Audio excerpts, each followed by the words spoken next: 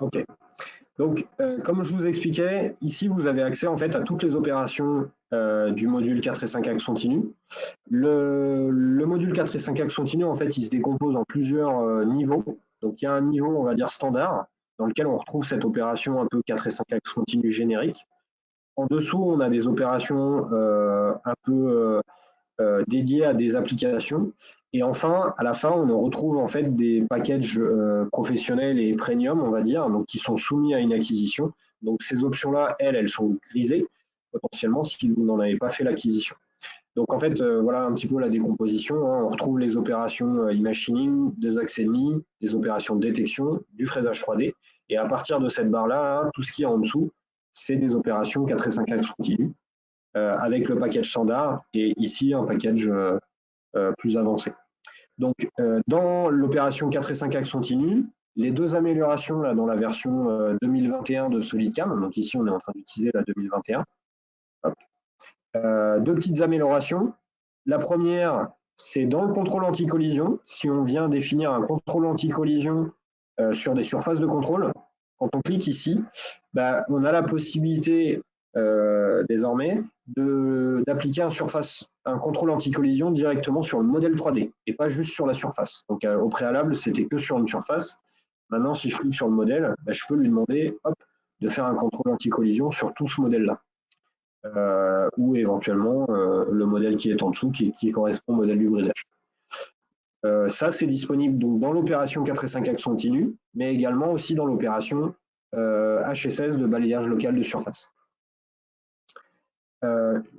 Une petite précision aussi, donc voilà, le HSS, balayage local de surface, c'est vraiment la même opération que le fraisage 4 et 5 axes continu, donc vous retrouvez les mêmes opérations, à la différence près que bah, cette opération HSS, elle est bridée en 3 axes, hein.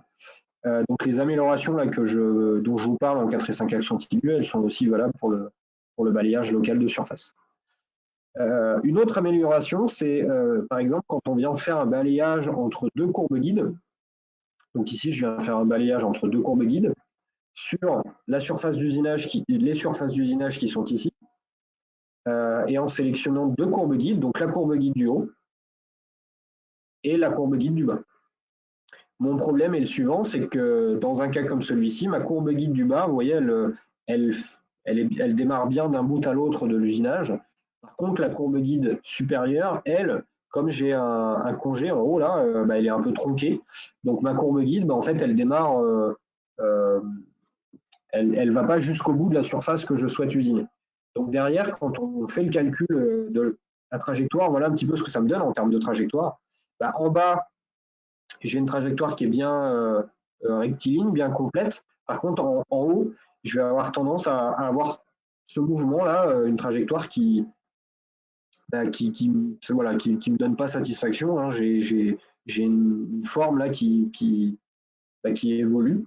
Et donc ça, c'est du fait que la courbe guide supérieure, bah, il manque un bout rectiligne.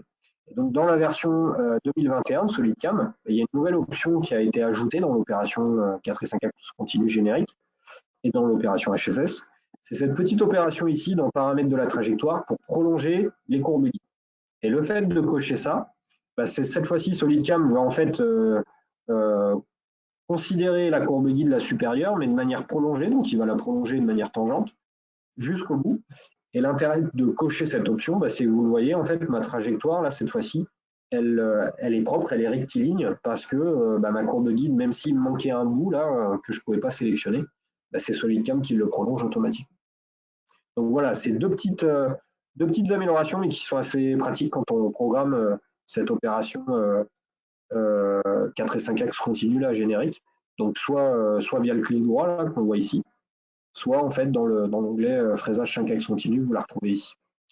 Donc ce que j'étais en train de mentionner juste avant, c'est à propos de cette opération d'ébauche 3+2. Donc c'est une nouvelle opération, ça, qui a été ajoutée dans SolidCam 2021. Et je vous montre ça tout de suite. Ah oui, pardon. Donc j'ai une deuxième amélioration à vous montrer avant. Hop.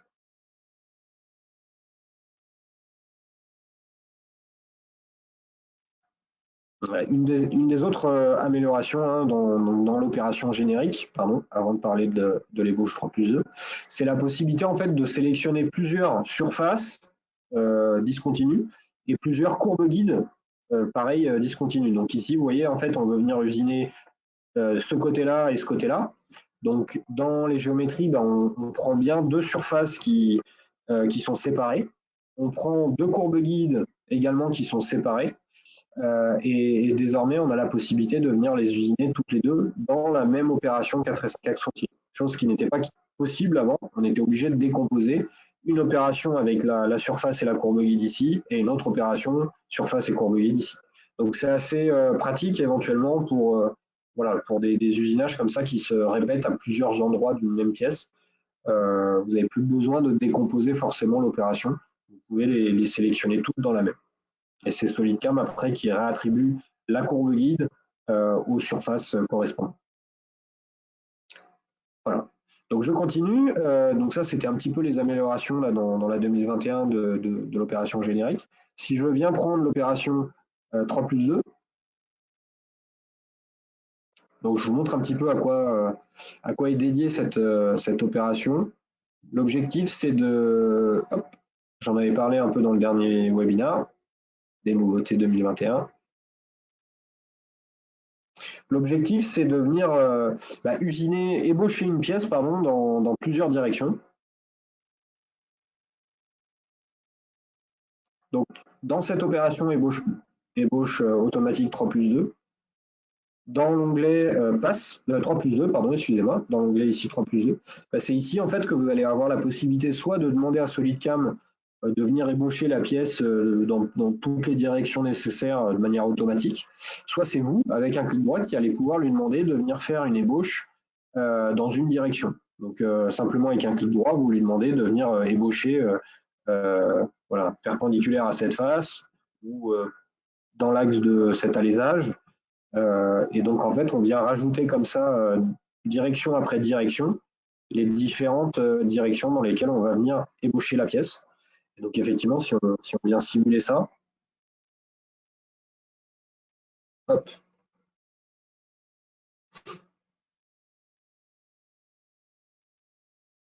je vais cacher un petit peu ma trajectoire. Donc on a une première direction d'usinage donc qui est au début 3 axes. Bon, je vais certainement avoir des collisions avec ma broche. Je ne l'ai pas limité en Z. Voilà, ma collision a été détectée ici. Mais en tout cas, l'idée, c'est de débaucher dans une première direction, puis ensuite de venir ébaucher dans une seconde direction, puis une troisième, puis une quatrième, puis une cinquième. Donc l'idée, c'est vraiment à la fin de venir obtenir en fait une ébauche un peu complète de ma pièce dans toutes les directions. Donc une ébauche un peu grossière, mais c'est une option qui s'avère être assez pratique dans le cadre du chiffrage ou un peu du prototypage rapide pour venir voilà comme ça lancer une ébauche un peu multidirectionnelle. Hop, voilà. Donc cette opération d'ébauche 3+2, elle est disponible à partir de la version 2021 de SolidCam pour les clients qui ont déjà accès au package 4 et 5 axes continus. Hein. C'est vraiment une opération qui fait partie du 4 et 5 axes continus. Pourquoi? Parce qu'en fait, ces différentes directions d'usinage, elles sont gérées avec le mode 4 et 5 axes continus. Donc, je n'ai pas besoin de créer plusieurs positions et plusieurs opérations.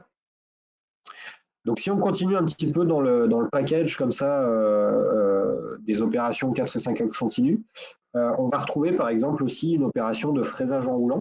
Donc là, je vais revenir à l'exercice, à mon exemple précédent. Hop.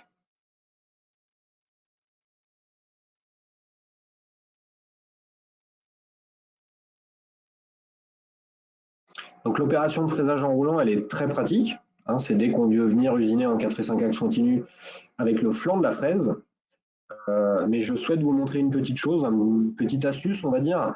En tout cas, donc ici, si je demande de venir, par exemple, rouler, par exemple, cette surface ou les surfaces qui sont ici, le problème va se poser que le logiciel, en fait, par défaut, hein, l'inclinaison de l'outil va être perturbée par, en fait, par le fait que mes surfaces soient un petit peu discontinues. Donc, en fait, on a ces évidements là au centre qui vont perturber un peu le calcul automatique de SolidCam. Donc, bien souvent, il est plus facile de corriger en fait la géométrie CAO qu'on veut usiner plutôt que potentiellement d'essayer de trouver l'option qui va nous donner un peu la bonne trajectoire.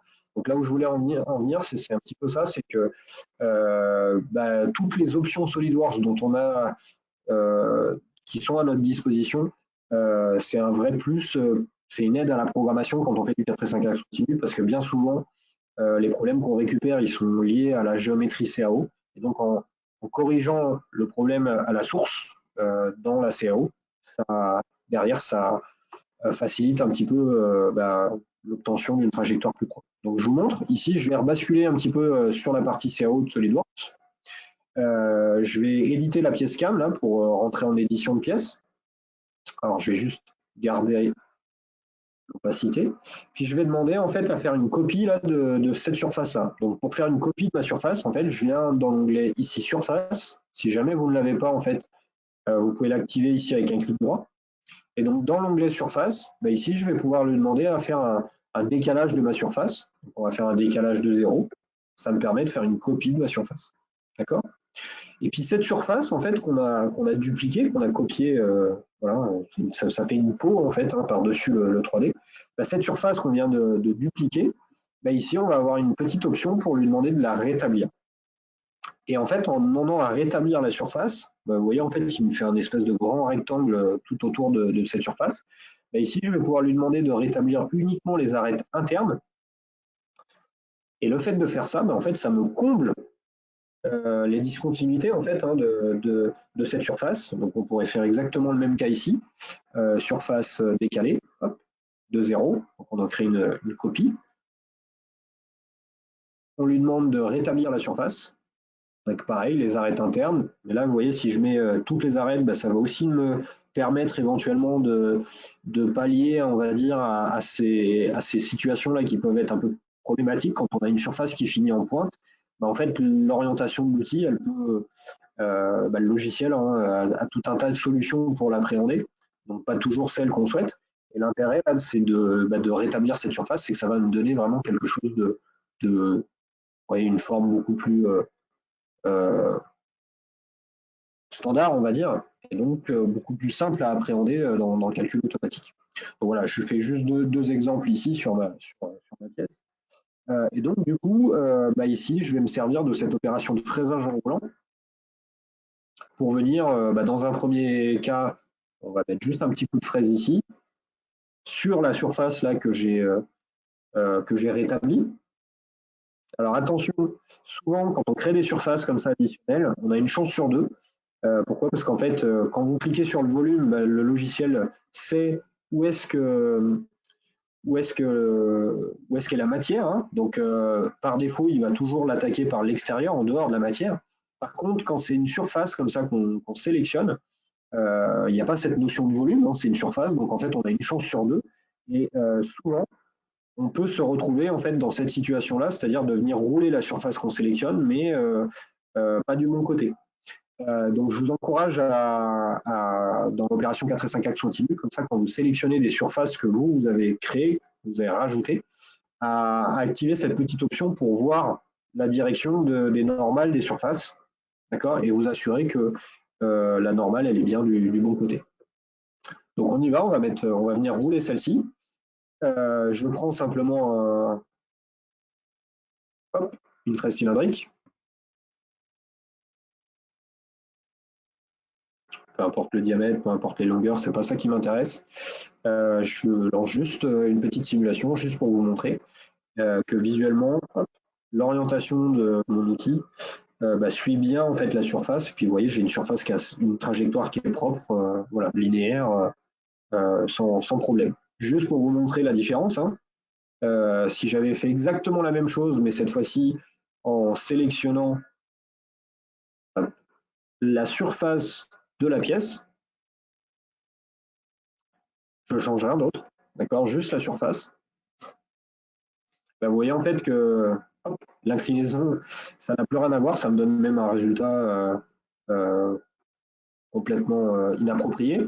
Donc là, je vais bien sûr avoir des options pour y pallier et obtenir une trajectoire propre. Mais j'espère en tout cas que vous le sentez que bah, finalement, en fait, le fait de recréer une surface rétablie là, sur ce 3D, bah, c'est la solution la plus simple et la plus rapide à mettre en œuvre. Et donc pareil, derrière, si on lui demande de venir rouler, alors il faut juste que je la réaffiche. Hop. Si on lui demande de venir rouler là, par exemple cette surface là, celle-ci,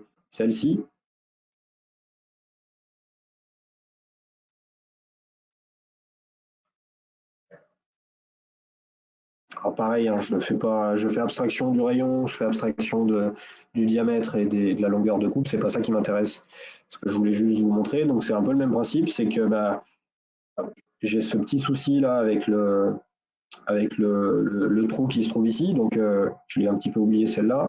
Je vais faire la même chose, je réédite, je refais une surface décalée de 0, je rétablis ma surface, donc on va dire uniquement les arêtes internes, juste pour boucher le trou.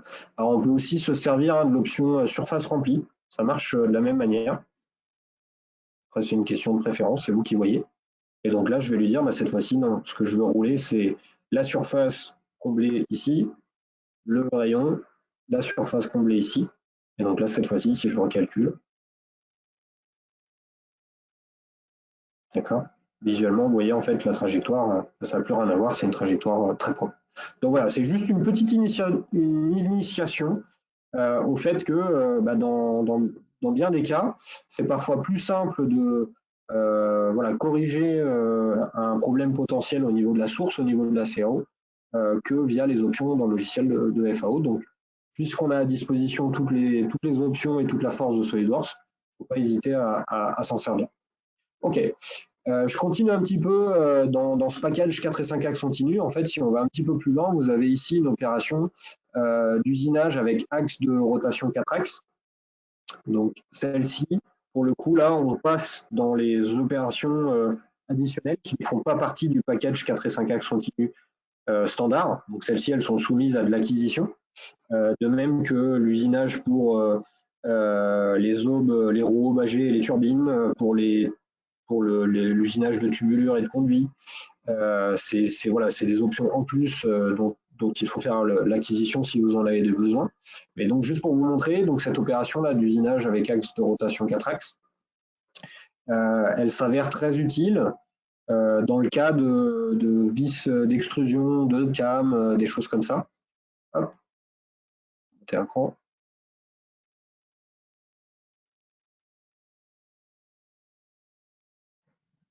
Donc toutes les pièces qui vont avoir en fait cette forme un petit peu voilà, hélicoïdale, on va dire.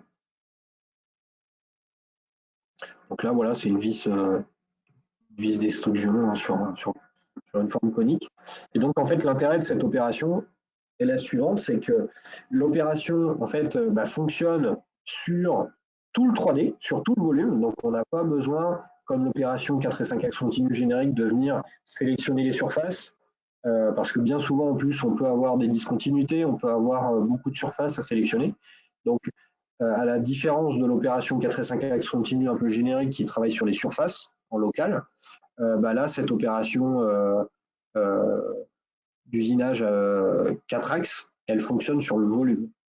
Et donc, on va pouvoir ici lui demander, bah voilà, est-ce qu'on fait une ébauche, est-ce qu'on le fait avec par contournage, est-ce qu'on le fait par décalage et en spirale.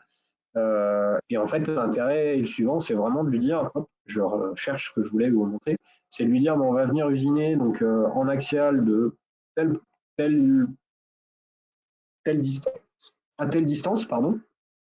Alors on peut aussi limiter en radial. On lui définit un pas, combien on prend en profondeur, combien on prend latéralement. Puis je ne vais pas plus loin, je vais déjà vous montrer un petit peu ce que ça donne.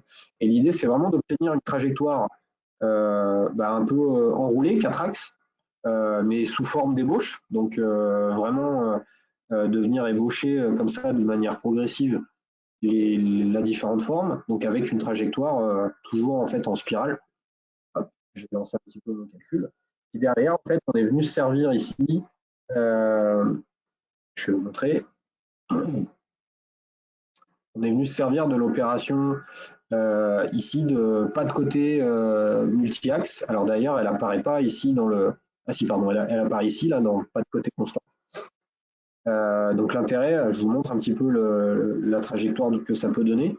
Bah, l'idée, c'est vraiment de venir avoir une trajectoire assez uniforme, d'accord, avec un pas de côté qui reste constant, d'accord, vous le voyez surtout ici, qui reste constant, en fait, quelle que soit la forme qu'on est en train d'usiner, donc aussi bien des surfaces verticales que des surfaces horizontales. Donc on le voit en fait au niveau de la jonction ici, que le pas il reste constant et uniforme. Donc cette opération-là de pas côté constant, elle existe depuis 2019 dans SolidCam. Je vous en montre. Vous y avez accès ici. Donc elle fait partie du package 4 et 5 axes continu standard. Elle n'est pas soumise à une acquisition en plus. Et en fait, vous l'avez en deux versions. Vous l'avez en version 5 axes en quelque sorte, et puis en version 3 axes. Et donc, juste pour vous montrer cette opération de pas côté constant, bah, elle est aussi intéressante sur des formes comme ça. Donc, vous voyez, en fait, avec de la contre-dépouille, puisque l'idée, ça va être de venir, par exemple, avec une fraise 3 tailles, de balayer là tout autour jusqu'en bas. Et donc, on va venir vraiment épouser toute la forme. Et on voit bien que, bah, quelle que soit la forme de la pièce, le pas, lui, reste constant. Donc ça, c'est intéressant. Et c'est également intéressant voilà, pour des formes comme ça où, pareil, là, on a aussi de la contre-dépouille. Et c'est intéressant aussi quand on fait du balayage 3 axes. C'est pour ça qu'on l'a décomposé en mode 3 axes. Donc là, voilà d'autres petits exemples. Hein. Mais on s'aperçoit en fait que cet algorithme-là de pas de côté constant, si on le compare avec les opérations de balayage 3D UGV, bah, en fait, il donne aussi des résultats assez intéressants, notamment par rapport au fait des repositionnements, les dégagements, etc. Là, ici, vous voyez, en fait, les deux ont été programmés avec les opérations de balayage 3D UGV. Et ici, bah, on s'aperçoit qu'on a juste une plongée, une sortie quand on le fait avec cette stratégie de pas de côté constant en mode 3 axes. Donc, il ne faut pas hésiter à s'en servir, cette opération. Elle existe depuis 2019. Et donc, si vous êtes client, si vous êtes équipé du module 4 et 5 axes continu sur votre licence, il ne faut pas hésiter à vous en servir. Elle peut donner des résultats assez intéressants. Et donc là, en fait, on l'utilise pour la finition. Donc, la finition des flancs, la finition du fond, et puis un peu la reprise aussi là, de cette zone. D'accord, pour venir un petit peu balayer la vis. Mais l'ébauche, voilà, elle est faite avec l'opération d'usinage ici avec axe de rotation. Donc, juste pour vous montrer un petit peu ce que ça donne en simulation.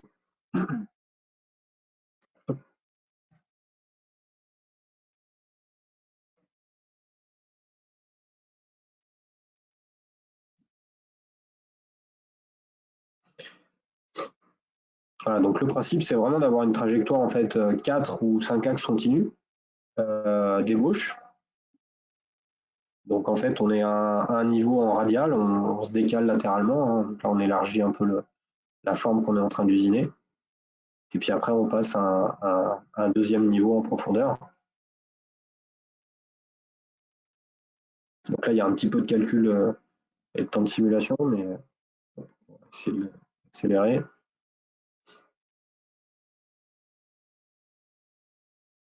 Alors, je vais carrément sauter. Hop.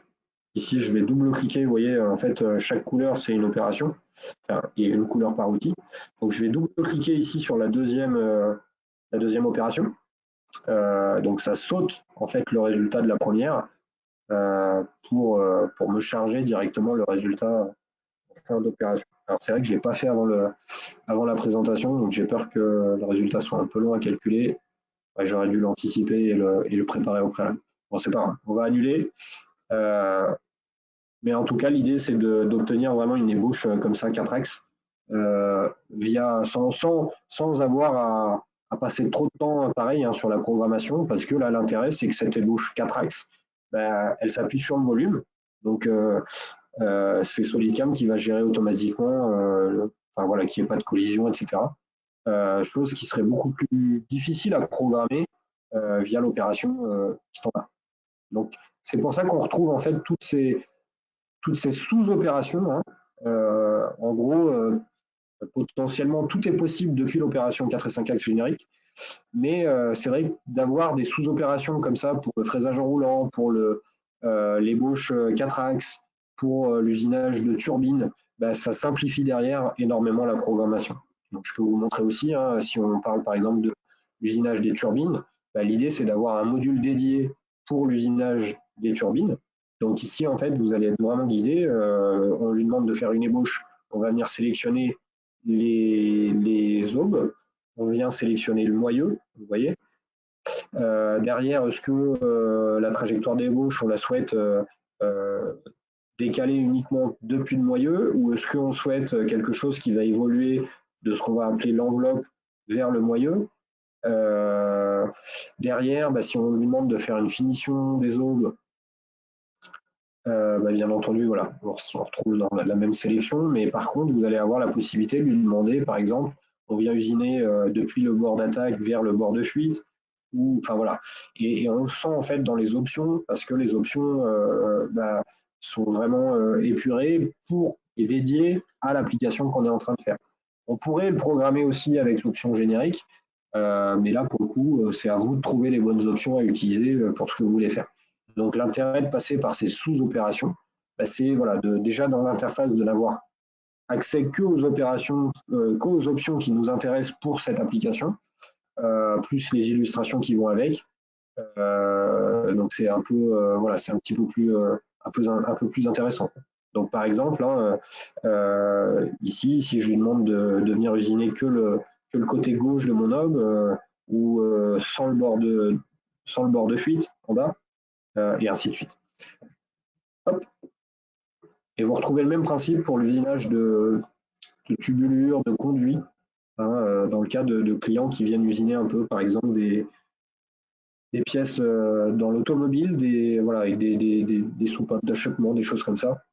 Ici, vous allez retrouver le même principe. Donc, est-ce qu'on fait une ébauche, est-ce qu'on fait une finition, par exemple, en spirale, est-ce qu'on le fait en plongée pour suivre la direction d'écoulement, est-ce qu'on vient attaquer par les deux bords, ou est-ce qu'on vient attaquer que par le bord supérieur.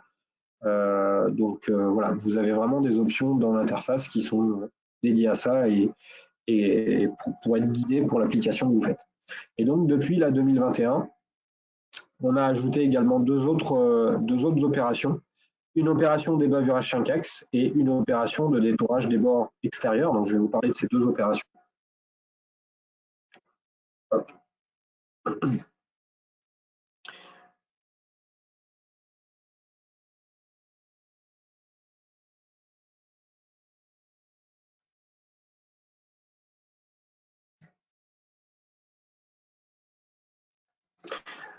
Hop, je vais juste calculer mon opération.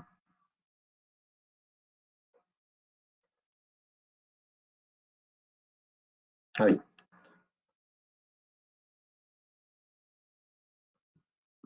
Hop.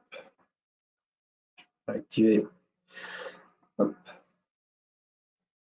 Je vais réactiver cette opération pour vous montrer un petit peu ce que ça donne. Donc, cette opération débavurage 5 axes, là, elle est disponible uniquement depuis SolidCam 2021. C'est une des nouveautés de la version 2021. Par contre, comme je vous le disais, elle est soumise à acquisition, puisqu'elle fait partie du package du package professionnel premium du 5 axes Ultime. Donc, si vous n'y avez pas accès, c'est normal, c'est grisé, et là, je vous encourage à nous contacter par la suite. Donc, cette opération des bavurages 5 axes, comment elle fonctionne? En fait, c'est pareil, elle fonctionne sur le volume. C'est-à-dire que, par défaut, l'opération va considérer tout le 3D, donc toute la pièce que vous avez à usiner. En soi, on n'a rien de plus à faire. Et derrière, vous allez avoir la possibilité de lui demander en fait de venir soit détecter automatiquement toutes les arêtes qui seraient à ébavurer sur votre pièce, soit manuellement de venir sélectionner les courbes que vous voulez ébavurer. Et donc là, vous voyez, on est sur voilà, un simple raccord, hein, c'est tout bête, mais potentiellement l'ébavurage de ça, bah, voilà, ça peut demander un peu de difficulté en programmation. Donc là, quand on définit les arêtes manuellement qu'on veut ébavurer, on a juste à les sélectionner. Ou alors, ce qui est possible de faire aussi, c'est de se mettre en détection automatique et d'exclure celles qu'on ne veut pas ébavurer. Hein, parfois, ça peut être plus rapide de sélectionner celles qu'on veut ébavurer ou à l'inverse, d'exclure celles qu'on ne veut pas ébavurer. Voilà.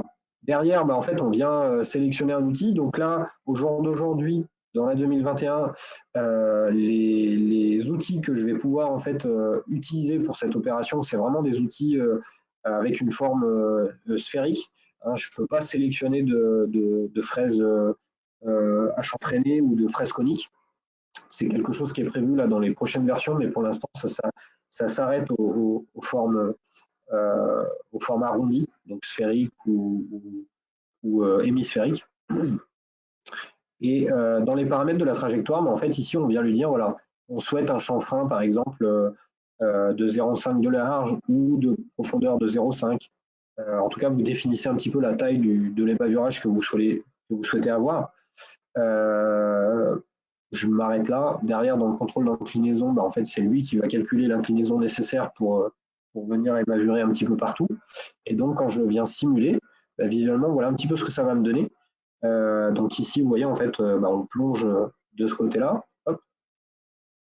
Et voilà un petit peu ma trajectoire. Okay. Donc là, c'est lui qui fait sa trajectoire hein, tout seul. C'est lui qui fait l'inclinaison. Je n'ai rien à renseigner. OK. Et donc, si on regarde un petit peu en vérification solide, par exemple, ça. Donc, de base, j'ai ici là des arêtes droites. D'accord. Et on vient faire un petit ébavurage. Pas grand-chose, hein, mais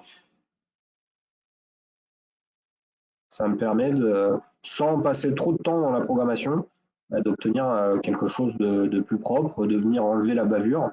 Et ça, c'est typiquement des applications sur lesquelles on est souvent sollicité au support parce que c'est le genre de choses que, voilà, en tant que client, vous ne faites pas de manière régulière, vous faites une fois de temps en temps et la fois où ça arrive, bah, voilà, ça peut vous demander un peu d'effort de programmation pour programmer la trajectoire comme vous le souhaiteriez.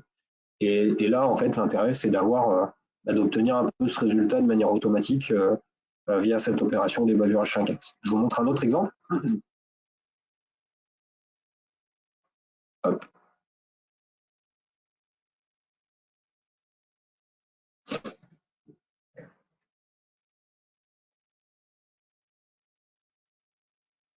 Sur un exemple un peu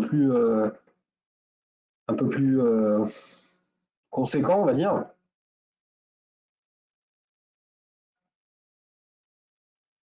Alors j'ai oublié de le mentionner, mais en fait cette opération toutes les opérations 5 axes, elles peuvent également être restreintes. Donc par exemple l'opération générique, c'est pour ça qu'elle s'appelle 4 et 5 axes continus, elle peut être restreinte en mode 4 axes, mais vous avez aussi des opérations comme les bavurages, comme le fraisage en roulant, qui peuvent également être restreintes en mode 3 axes. Donc, pour lui dire, voilà, on vient faire, par exemple, un ébavurage, mais on se sert de cette opération, en fait, un peu 5 axes, mais on l'a réduit en 3 axes. Donc, si, par exemple, on a besoin de s'en servir sur une machine 3 axes, elle sera bloquée en 3 axes. Mais par contre, ça fait partie du package 5 axes, tout simplement. Donc, l'intérêt, c'est de venir faire là un ébavurage en mode 3 axes. Alors, je vais juste calculer, hop. Je vais calculer en arrière-plan là, le temps que je vous montre le fonctionnement le résultat en mode 3 axes. Ça calcule sur le 5 axes. Donc en fait, cet ébavurage, là, on vient avec une fraise hémisphérique. L'idée, c'est vraiment de venir ébavurer un peu partout. Donc là, en fait, c'est le logiciel qui détecte justement un peu toutes les arêtes qui sont à ébavurer là sur ma pièce. Donc il fait que ce qu'il peut faire sans entraîner de collision. Pour venir voilà, un peu casser les différentes arêtes vives. de ma pièce.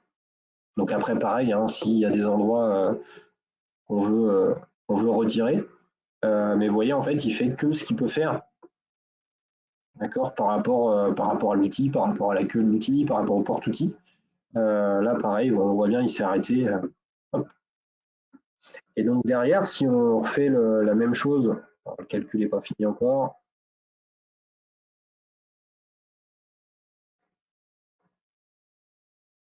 On va le laisser faire. Voilà, il vient de terminer. Et donc derrière, on a exactement la même chose, mais en 5 axes. Je vais juste désactiver les deux opérations précédentes. Hop. Cette fois-ci, c'est en mode 5 axes continu. D'accord. Donc là, on a vu, par exemple, qu'il est venu s'incliner pour faire la forme ici. Pareil, vous voyez, en fait, il vient faire ce qu'il peut faire en 3 axes, et puis ce qu'il ne peut pas faire en 3 axes, bah, il vient s'incliner en 5 axes. Mais c'est assez automatique, et l'idée, c'est vraiment d'obtenir quelque chose sans collision et un ébavurage un peu automatique. C'est vrai que j'avais caché le porte-outil en filaire, donc c'est pour ça qu'on ne le voyait pas.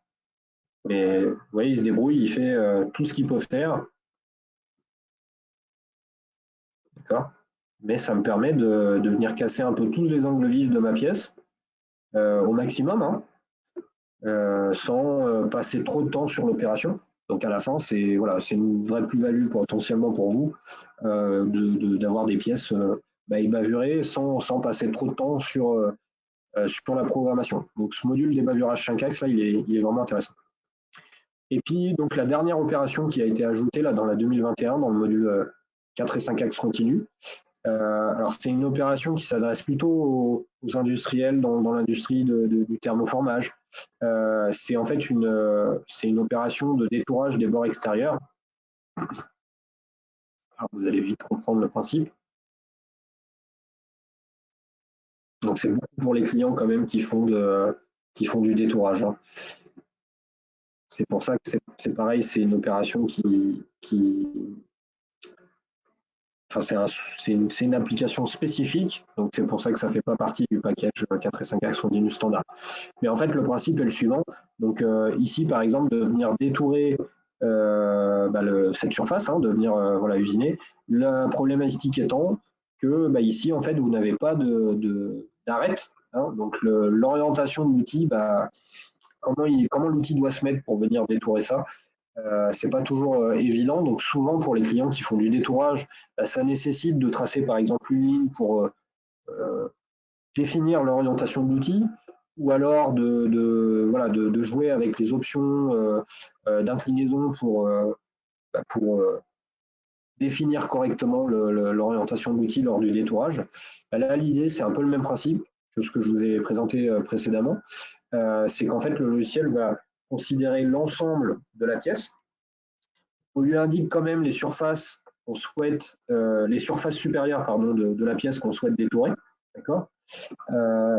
Et derrière, en fait, toutes les arêtes, toutes les faces qui doivent être détourées, lui va les contourner de manière automatique en 5 axes. Donc, soit, même principe, on laisse automatiquement détourer en fait toutes les formes à détourer, soit on peut lui indiquer celles qu'on veut détourer ou exclure celles qu'on ne veut pas. Derrière, on vient sélectionner un outil. Vous allez avoir la possibilité de rajouter des extensions, des choses comme ça. L'inclinaison, en fait, on va lui demander de rester éventuellement perpendiculaire à la surface qu'on a sélectionnée, donc la surface extérieure. Et donc derrière, quand on vient simuler, visuellement, voilà un petit peu ce que ça va me donner. Ça me permet, alors il y a un petit décalage axial aussi qui a été renseigné dans l'opération, je ne vous l'ai pas montré, mais ça me permet d'obtenir voilà, en un minimum de données d'entrée dans l'opération, un détourage 5 axes comme ça pour venir détourer voilà, une forme simple comme ici ou une forme un peu plus complexe. Par exemple, si je vous montre un petit peu sur des choses comme ça. Voilà. Donc c'est pour ça que ça s'adresse beaucoup aux opérations, enfin aux clients dans le thermoformage, dans le composite, qui viennent voilà, détourées, des formes un peu complexes comme ça. L'intérêt, c'est ça, c'est de ne pas avoir à venir sélectionner les surfaces. On travaille vraiment sur le volume et c'est le logiciel qui va détecter en fait les contours extérieurs comme intérieurs à détourer. D'accord? Voilà un autre exemple. Même principe. En fait, on vient récupérer la peau, les surfaces supérieures de la pièce. Hein, l'intérieur, le dessous, ça ne nous intéresse pas. Hop. Donc ça peut aussi bien fonctionner sur du volume que sur du surfacique. Pareil, est-ce qu'on laisse détourer en automatique toutes les surfaces ou pas? Donc, voilà, est-ce qu'on exclut certaines zones ou pas? Et derrière, hop, on vient détourer l'ensemble de la pièce, aussi bien l'extérieur que l'intérieur. Donc voilà un petit peu pour une vue générale de nos options 4 et 5 axes continus, à la fois des options un peu génériques, des opérations un peu pour des applications un peu spécifiques qui font partie du module standard, et puis des opérations là pour le coup dédiées à une application mais vraiment spécifique, mais qui sont soumises à une acquisition, donc on présente sous la forme de modules 5 axes continus professionnels et premium, donc là qui sont soumis à une acquisition. On arrive un petit peu au bout de la présentation là que je souhaitais vous faire, donc si vous avez des questions, c'est le moment.